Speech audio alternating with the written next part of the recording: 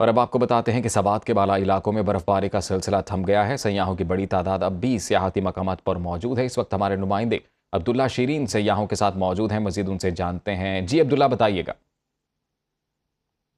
जी बिल्कुल, मौसम की बात हो रही है तो इस वक्त मौसम अबर आलूदा है और किसी भी वक्त दोबारा बर्फबारी का सिलसिला शुरू हो सकता है और इस वक्त बारिश का सिलसिला थम गया है। और यहाँ पर हम देख रहे हैं कि काफी तादाद में सयाह उमड़ आए हैं। इस वक्त हमारे साथ सयाह मौजूद है, उनसे जानते हैं। जी, हमने सवात के बारे में और मालन जुब्बा के बारे में बहुत सुना हुआ था कि ये बहुत अच्छा एक टूरिस्ट स्पॉट है।